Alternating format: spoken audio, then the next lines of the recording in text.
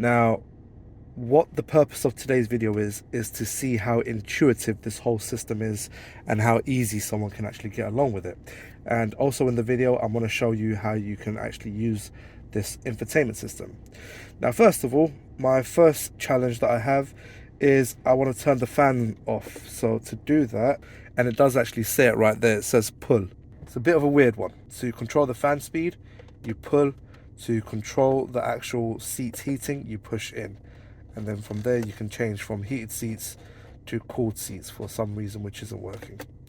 So that's an interesting use over there.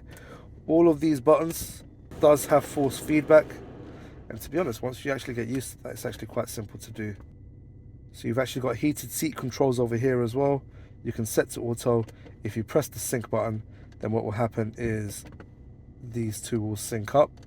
If you don't want it synced and you want individual climate controls, just make sure sync is turned off. We don't want these on right now. And this is how you do the internal circulation for the air. The front windscreen demisters, you can't see it right now, but there are lines in between the actual windshield that actually defrost the windscreen a lot faster than normal cars do.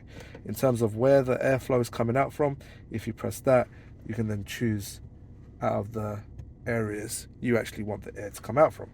There's actually a secret storage unit here, and it's not that much of a secret, to be honest, because there's a big button that if you press that, you then get given access to this rather deep storage space.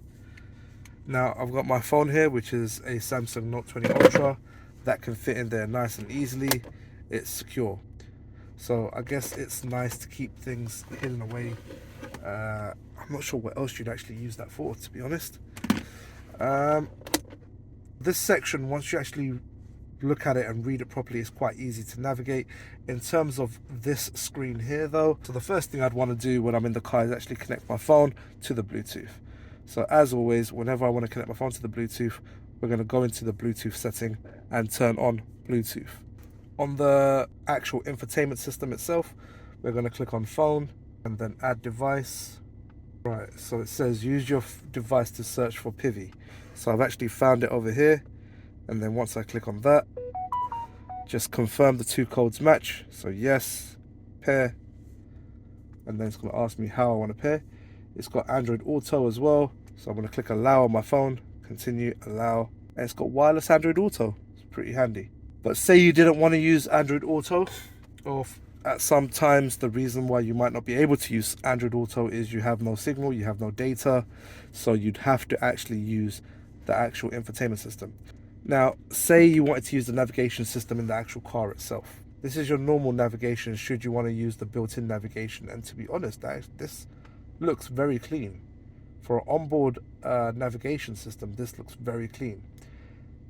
And let's see how easy it is to actually input an address.